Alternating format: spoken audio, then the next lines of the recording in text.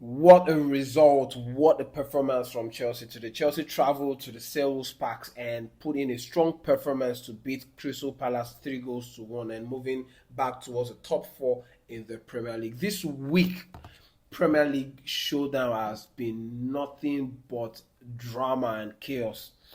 Liverpool losing to Bournemouth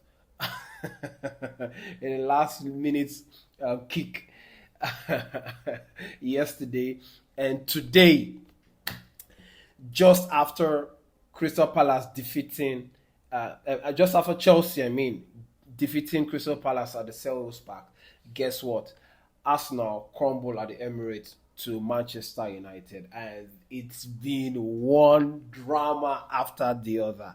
Anyway, we'll talk about Chelsea here, and in the next video, we'll talk about the rest of the rival teams that played in the weekend and how they all fared. And then in this one, let's just talk about Chelsea, because as you all know, it's Chelsea first, rivals next. Before I continue, I want you guys to like the video and share, and most importantly, turn on your notification bell so that you are informed and you get to see my video as soon as I put out of video.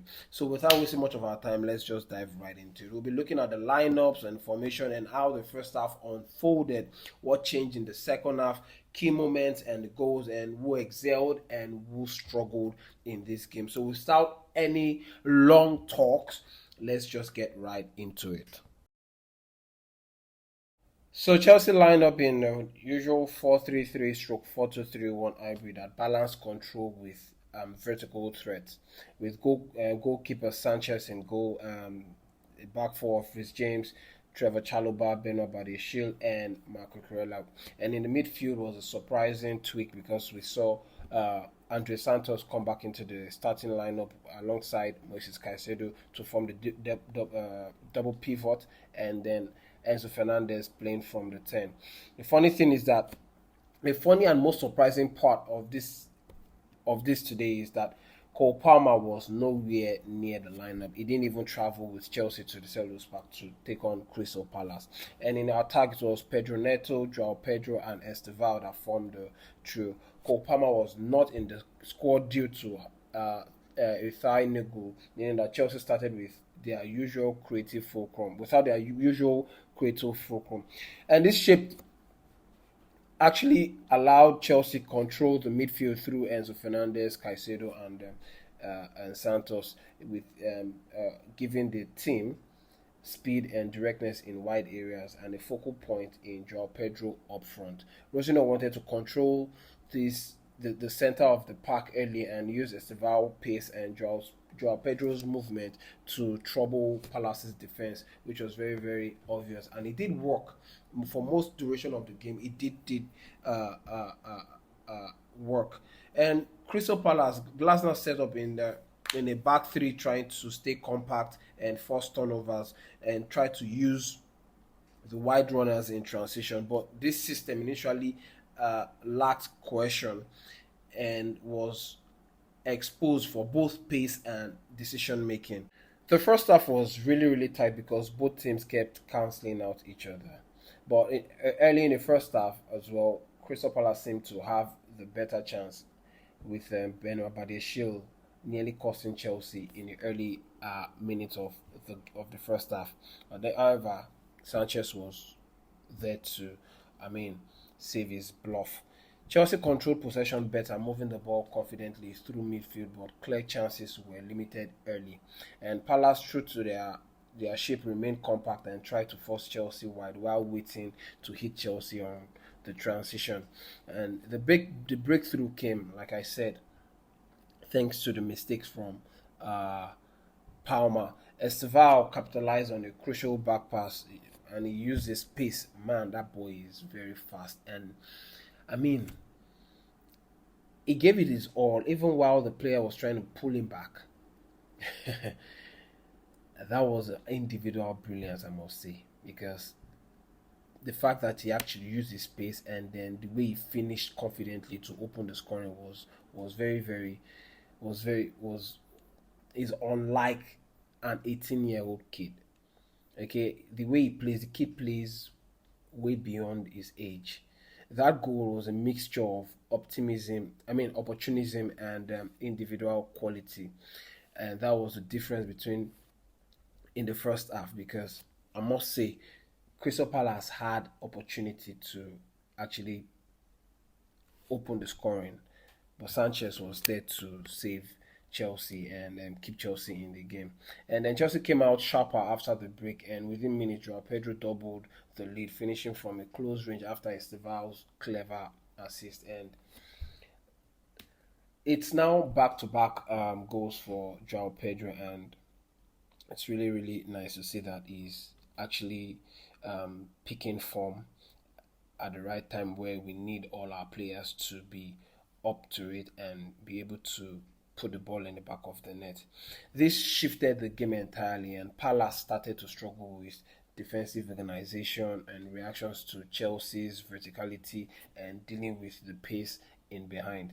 Shortly after, Palace conceded the penalty when a shot struck the defender's arm. I've forgotten his name, and then Enzo Fernández was called to take on the penalty, and he did justice to it. That was a very brilliant penalty kick that Enzo Fernández and did, and it was very, very beautiful. The thing is, did you guys notice that it was the South Americans that actually got Chelsea the win today? I'm not saying anything. I'm just saying that this is just coming from the South Americans, and they were very, very important and vital to today's game. Enzo Fernandez, most importantly, was very, very. Is like he's having a new lease to life. He's doing pretty well, and I want to commend the way that Liam Rosino has been using Enzo Fernandez. Apparently, from most of the interviews that he's been having prior to this game, he's been saying that he wants to try and, in summary, he wants to try to get the team to be built around players like Enzo Fernandez, amongst others, and it's starting to look. The result is starting to reflect. Palace were reduced to 10 men mid second half when Adam Watson received his second yellow, and that actually compounded their difficulty. And that actually I felt like the fact that Palace got reduced to 10 men, Chelsea had the upper hand, but it didn't look like it. Looked like Chelsea were the team, or was a team with the one-man deficit. And then they literally pegged Chelsea back. Felt like Chelsea were being the Chelsea team was just pinned back, and there was no way out. This is a 10-man Crystal Palace against a full team. And then a late consolation from Chris Richard made the scoreline 3-1, but Chelsea saw out the game comfortably. We can say comfortably because it was a 3-1 win.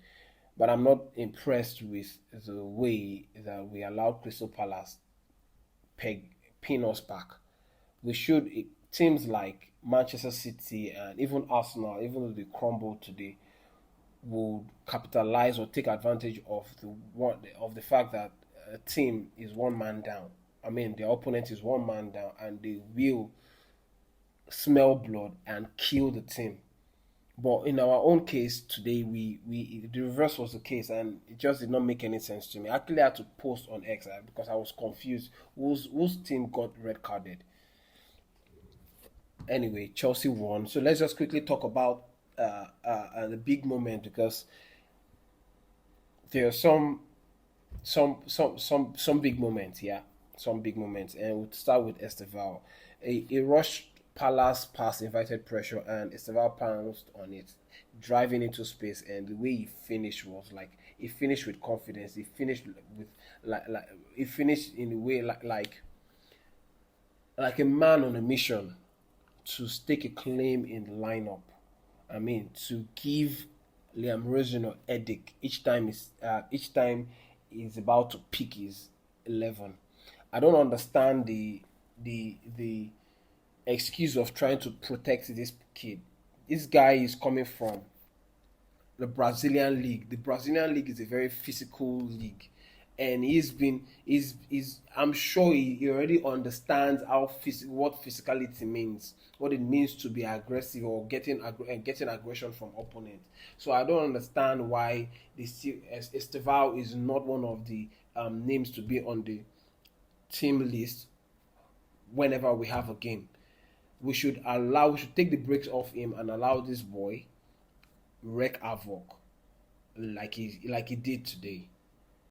And then João Pedro, aside the fact that he scored the way he did, it was it looked switched on today. For some reason, these players look like they've bought into, or they look like they're buying into what Liam Rosner is actually trying to implement.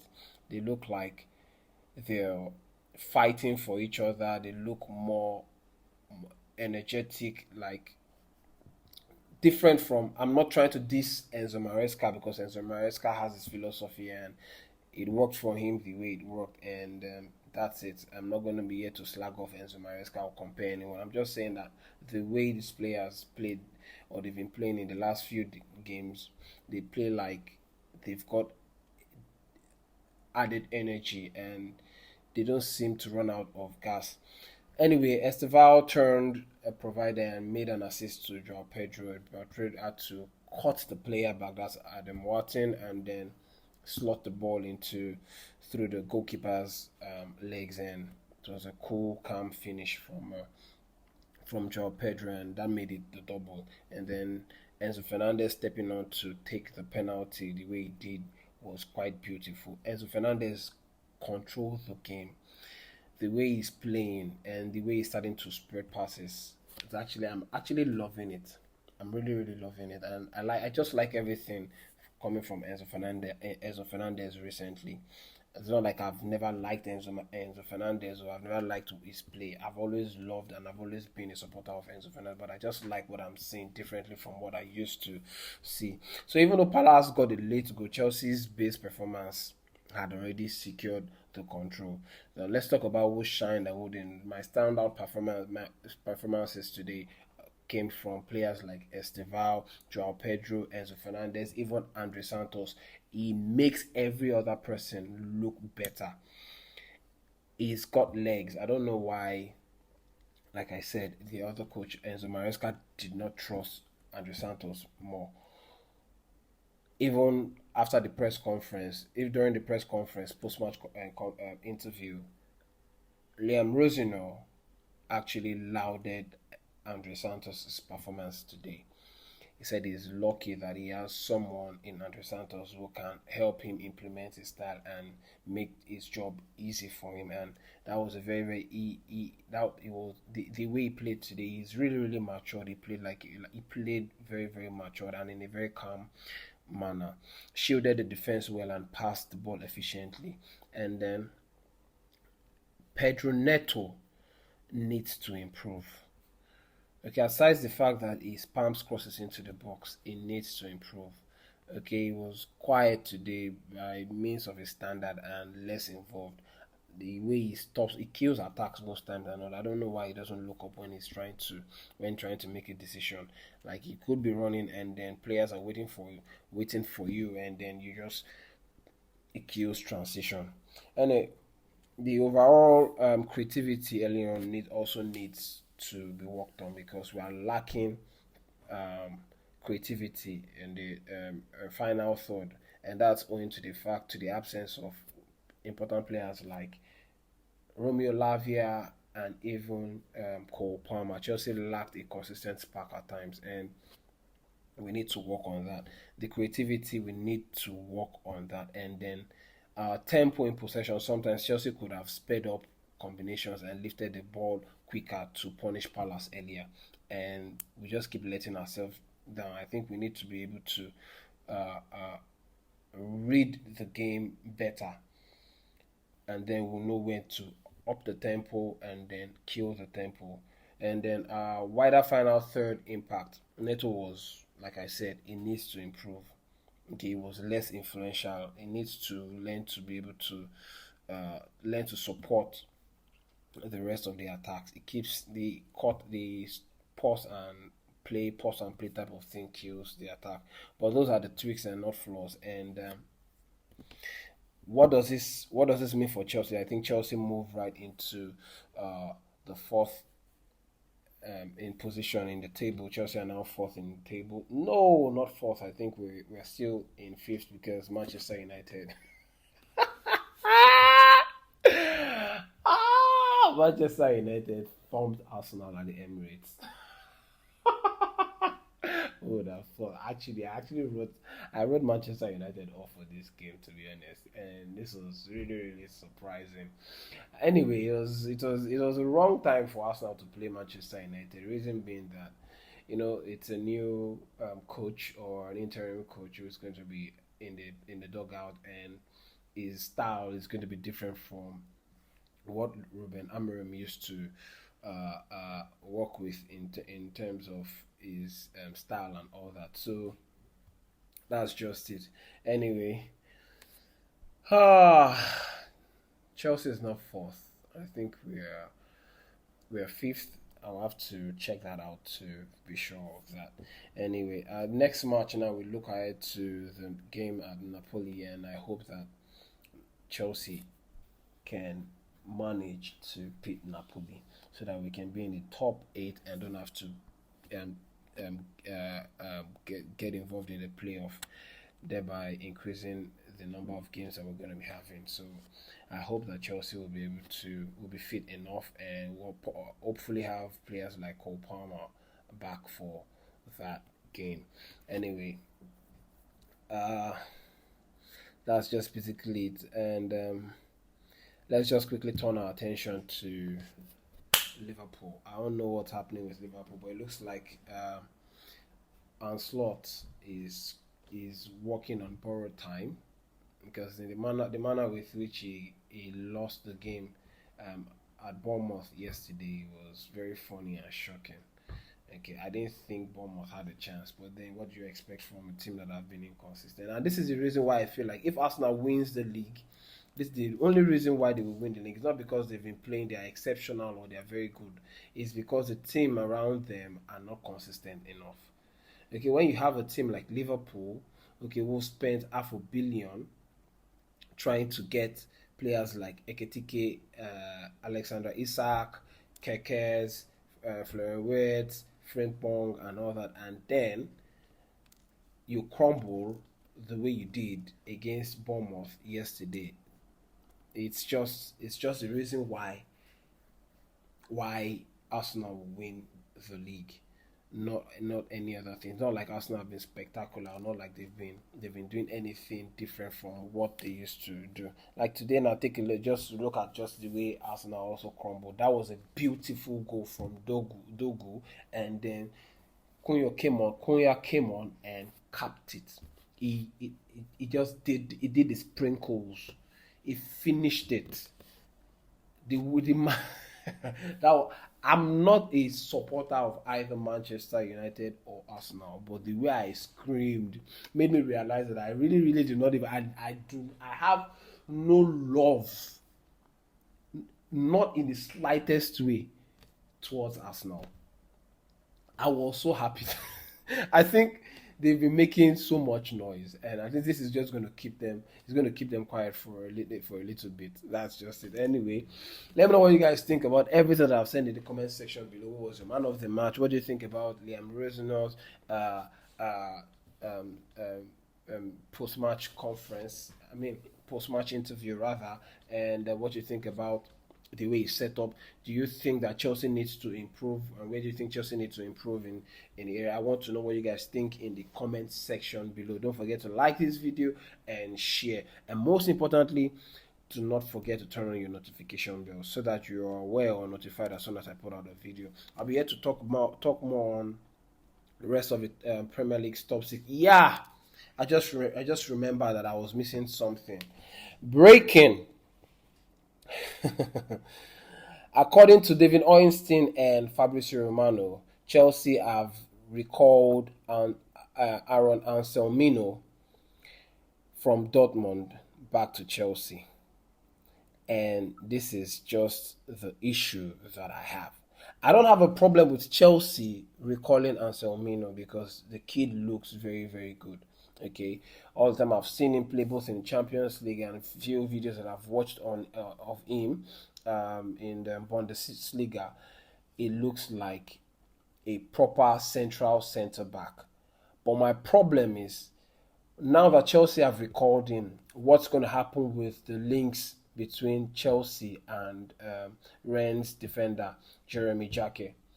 And the second question that I have is that will Chelsea, having recalled Anselmino to back home, will they use him or is just going to sit on the bench? What's the idea behind recalling Santos? Anyway, I'll be here to share more with you guys on this one as soon as I find anything. But until then, it's Chelsea first, rivals next. Peace. I'm out.